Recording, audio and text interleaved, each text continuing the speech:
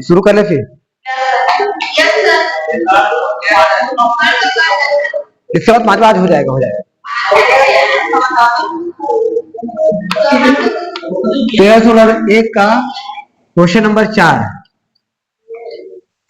प्रश्न में क्या बोला गया उसको बताओ। एक त्रिभुज है एक्स वाई जेड, ये लो। पहले हम अपने हिसाब से एक्स वाई जेड बना दें। एक्स वाई जेड मतलब कोण y का मान कितना होता है 50 है। रफ चित्र है ये।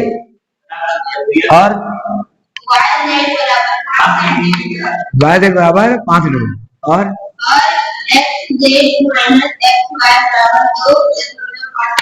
अच्छा X Z minus X Y ऐसा दिया ना। एक्चुअल में जब मान हमको प्राप्त होगा ना तो X Y minus X Z प्राप्त होगा। प्रश्न में शायद थोड़ा सा अलग है, अंतर प्राप्त होगा। तो एक्स जेड के बजाय एक्स वाई प्राप्त होगा। आई थिंक देखना।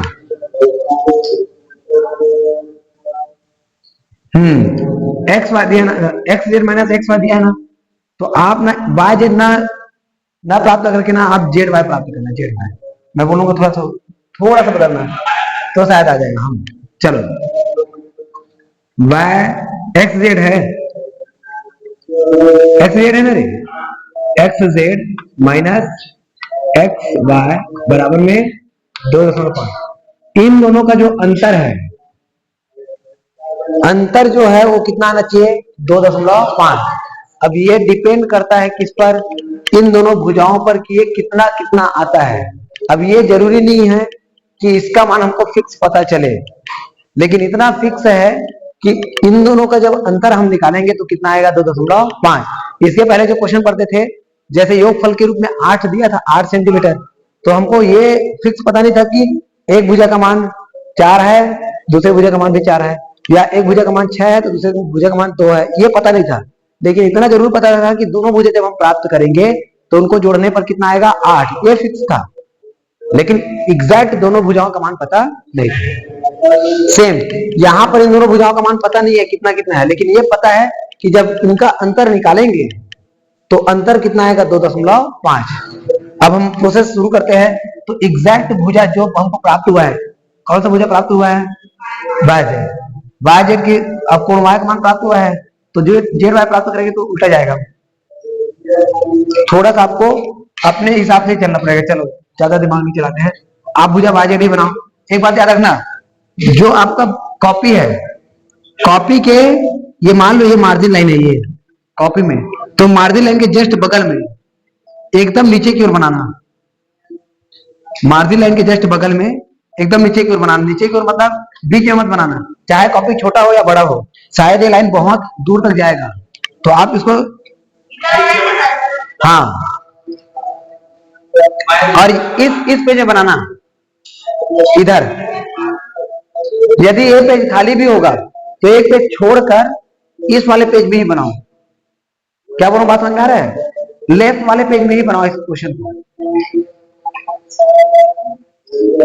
और नीचे बनाना, और नीचे हाँ नीचे मतलब एकदम नीचे मत करना, आपको चाप भी तो काटना है। कम से कम 5-6 लाइन ऊपर बनाना हाँ, ताकि चाप भी करे।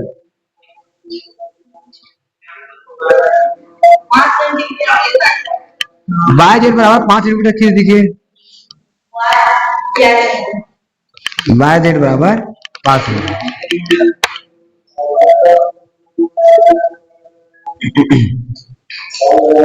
जिसको जहां पे दिक्कत होगा एकदम फ्री होकर बोलना कि यहाँ पर क्या हो रहा है, ठीक है?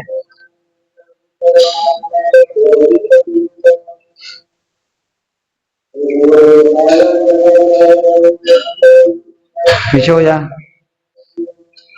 एक ही स्केल से 3-3 लोग काम चला रहे हैं।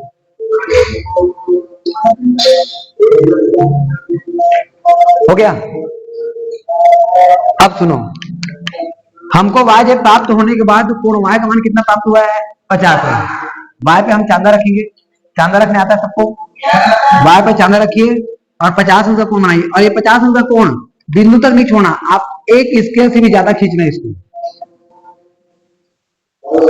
एक स्केल पूरा टोटली खींच देना 50 अंश। और इसको नाम दे देना a। एक्स वाई जेड है तो अलग नामकरण करेंगे। ऊपर वाले को यहाँ पे चांदा रख के 50 में कोण बनाइए और ऊपर वाले को ए नाम दीजिए। ए एक्स वाई जेड है तो ऊपर को एक्स तो नहीं दे सकते क्योंकि हमको एक्स वाई जेड ही चाहिए, तो अलग अलग बिंदु प्राप्त करना है हमको।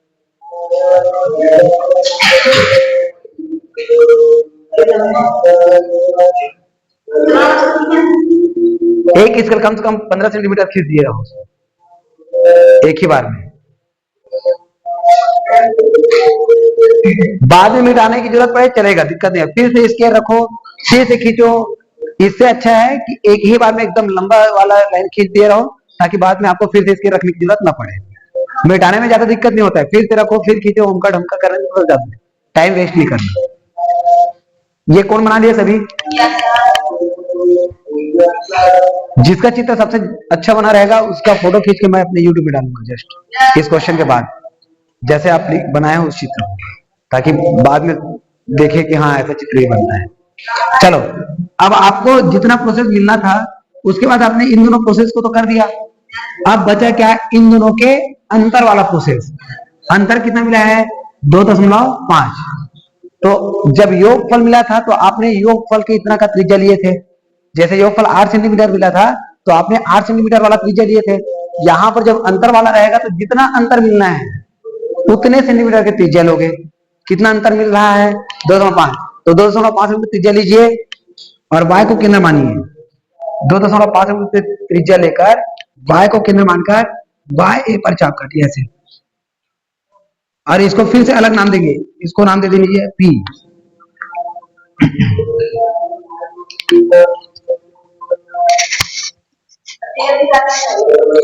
y को केंद्र मानिए, y को केंद्र मानकर इस पर चाप काटेंगे y ए पर।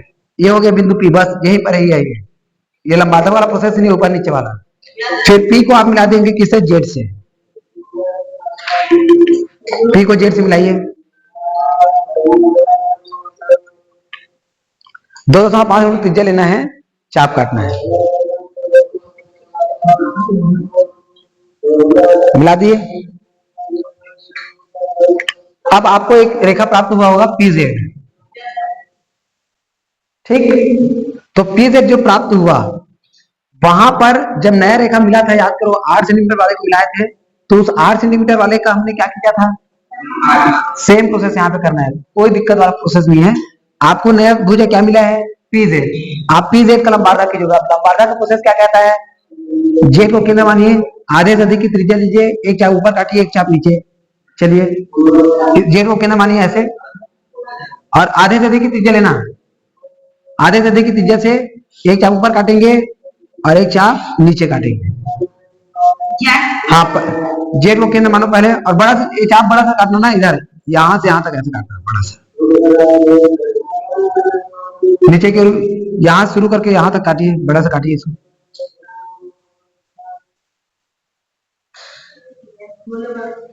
चाप काट दिए, ऊपर और नीचे चाप काट दिए। अब सुनो, PZ का हमको लंबादा कितना है ना, तो दो बिंदु हमको क्या क्या मिला है? PZ। तो Z से हमने काम समाप्त कर दिया। अब कहां जाएंगे हम? P पर। कहीं तो कहीं भी चले जाते हैं। PZ का लंबादा खींच रहे होते हैं और Y को या A को किसी को भी केंद्र मान के काट रहे होते हैं। जिस भुजा का लंबादा खींच रहे हैं उसका बिंदु का नाम क्या क्या है? PZ। तो एक प्रोसेस करेंगे Z से और एक काम करेंगे P से। यदि P से शुरू में किया है उसके बाद Z में चले जाओ, यदि Z से शुरू में किया है तो उसके बाद P में चले जाओ। लेकिन आपको उन दोनों बिंदुओं को ही लेना है, उसके बाद आगे पीछे कुछ एक्स्ट्रा या अन्य को नहीं लेना है। तो हमने Z से काम समाप्त कर लिया। अब कहां जाएंगे? P। तो अब P को केंद्र मानो, त्रिज्या वही रहेगा, उसमें कोई बदलाव नहीं। P को केंद्र मानिए, फिर से पहले चाप के ऊपर चाप, इधर ऊपर और नीचे, पहले चाप के ऊपर चाप, ऊपर भी नीचे भी। इसको केंद्र मानकर ऐसे काटिए। छोटे हो गए तो फिर वापस जाइए जेड में, जेड में वापस जाओ, फिर से चाप काटो। इसीलिए तो पहले चाप बड़ा सा काटने के लिए बोला था। यदि त्रिज्या छोटा हो जाए, जेड पी में जाने के बाद त्रिज्या छोटा जाए कोई दिक्कत नहीं, वापस जेड में जाके चाप काटना है। लेकिन त्रिज्या को छोटा या बड़ा फिर से बदलाव नहीं करना है, बिल्कुल। हो गया वो शंकर? पी में वापस चले, जे में वापस चले जाना जब त्रिज्या छोटा हो जाए तो। कर लिए। अब ये दोनों बिंदुओं को, इन दोनों बिंदुओं को मिलाते हुए आगे की ओर बढ़ाना और उतना बढ़ाना कि वो बाय ए को कहीं ना कहीं पर काटे, जहां तक ये काटेगा।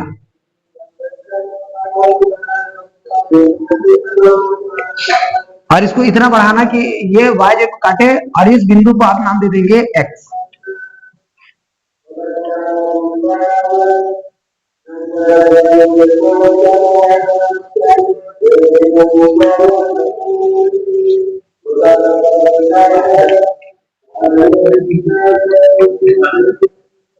रुक रुक रुक, इसके लिए यूज कर, रुक जा, ये करने दे, इसके लिए स्केल से बनाना।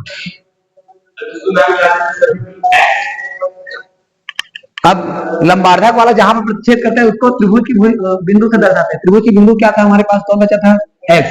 तो यहाँ पर क्या आ जाएगा हमारे पास, और इस बिंदु एक्स को जेड से मिला दीजिए।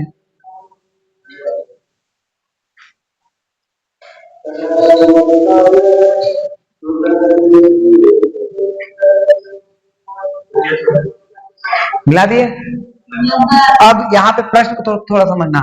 प्रश्न में बोला गया था X Z minus Y Z. अब मुझे बताओ इन दोनों में कौन बड़ा है, एक्स जेड की एक्स वाई, कौन बड़ा है, एक्स वाई। और प्रश्न में हमको X Z minus X Y दिया, इसीलिए थोड़ा सा अलग हो गया था करके बोला था। तो ये उल्टा दिया है, इसको आप बदल दीजिए, X Y minus X Z बराबर 2.5। मतलब प्रश्न को आप बदल लीजिए। यदि आपको कोण y के बजाय कोण z दिया रहता ना 50 अंक, कोण y के बजाय कोण z, तो ये मान सही था। y के बजाय z दिया रहता तो आप सही बना सकते थे, लेकिन कोण y का मान दे दिया, इसलिए आपको x y minus X Z minus X Y प्राप्त नहीं होगा, आपको प्राप्त होगा X Y minus X Z. ठीक, तो आप एक्स वाई को मापिए, कितना दिए उसको, एक्स वाई को मापिए और वाई जेड को मापिए, कितना दिया इसको, ये कितना है 12.0 और वाई जेड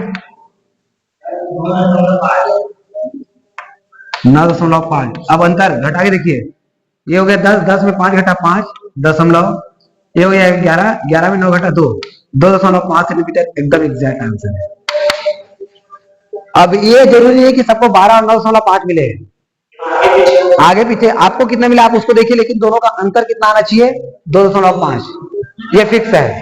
कितना कितना आया, 10 और 5, एक्स वाई का मान 10 कैसे हो सकता है, 10 हुआ, चलो ठीक है। वाई जेड का मान कितना है, हाँ तो उसको माप ना, 5 कैसे बोल दिए,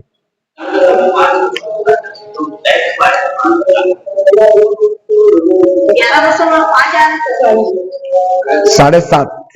अब घटाओ 10 में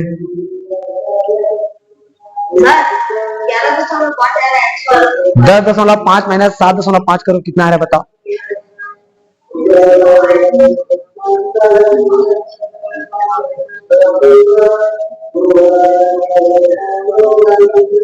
और किनका कितना आया,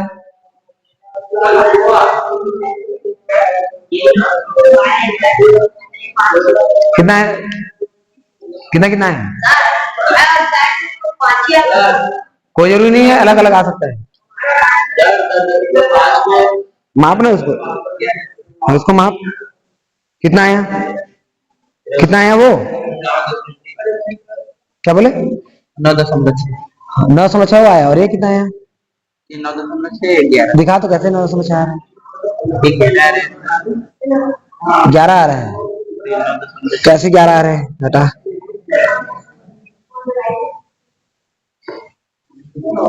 ये आया 11.1, क्या नाप रहा है तू, 11.1 हुआ, और ये 9.1 आ रहा है, 11.1 में 9.1 घटा, मतलब लगभग सबका एकदम बढ़िया एग्जैक्ट आया 2. अच्छा वो तो 2 सेंटीमीटर, 11.9 और 11, कितना बोला, 11.12 और 9, तो 2 सेंटीमीटर कितने लिए थे क्या वहां पर? ये 4 पार्ट कितना सेंटीमीटर का है? तो अंतर कैसे 2 ही बस आ रहा है? तो कहीं ना कहीं मिस्टेक हुआ है, देख। ये एक बात याद रखना, ये जो त्रिज्या रहेगा ना, ये जितना सेंटीमीटर का रहेगा, यदि आपने गलती से 2 सेंटीमीटर का किया होगा तो इन दोनों का अंतर 2 सेंटीमीटर ही आएगा, कंफर्म है। यदि आपने इसका त्रिज्या गलती से 2.7 सेंटीमीटर ले लिए होंगे तो इनका अंतर 2.7 ही आएगा। जितना ये रहेगा उतना ही अंतर मिलेगा, कंफर्म है। यदि कहीं कहीं पे दिक्कत है तो 2 सेंटीमीटर आ रहा है और त्रिज्या कितना लिए थे? 2 ही लिए थे, हाँ, तो 2 सेंटीमीटर ही आएगा, कंफर्म है। लेकिन आप प्रश्न के अकॉर्डिंग गलत ले लिए है ना, प्रश्न में अंतर कितना चाहिए था? 2.5 है ना, तो आप बनाए उसके अकॉर्डिंग सही है, क्योंकि 2 लिए तो 2 ही आएगा, लेकिन लेना कितना था? 2.5, तो उसके अकॉर्डिंग एक बार नया बना लेना। चलो ठीक, तेरा उतना ही है आस्था, अंतर 2.5 आया, बढ़िया बना है। 11 में 7.10 और 7.5 ना, तो अंतर आएगा 2.5 ही आएगा। चलो, जिन बच्चों ने थोड़ा बहुत मिस्टेक कर दिए हैं वो और प्रैक्टिस कर लेना, कोई दिक्कत नहीं, एक बार में नहीं बनेगा, ज्यादा ये करने की जरूरत नहीं है। आपने प्रोसेस अच्छे से किया है, प्रोसेस याद है, मतलब कंफर्म है, आप चित्र बना लोगे, कोई बड़ी बात नहीं है इसमें। ठीक, चलो रचना के पास शुरू करते हैं।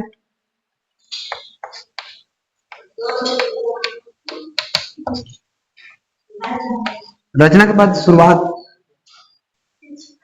सबसे शुरू में क्या किए? बाजेट बराबर, ये प्रश्न को बदल लेना ना, पुस्तक में भी प्रश्न को बदल लो। नेक्स्ट ईयर वाले बच्चे मान लो आपके बुक रखते हैं तो उनको पता रहेगा कि अंतर गलत दे दिया है, मतलब उल्टा दे दिया है। रेखाखंड बाजेट बराबर 5 सेंटीमीटर खींचा। दूसरा,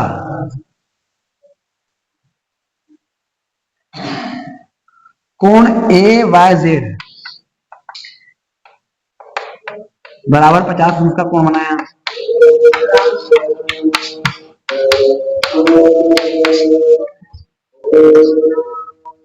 तीसरा, y को केंद्र मानकर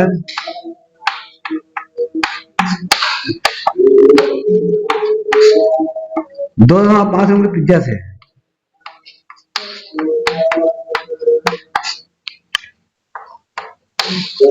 y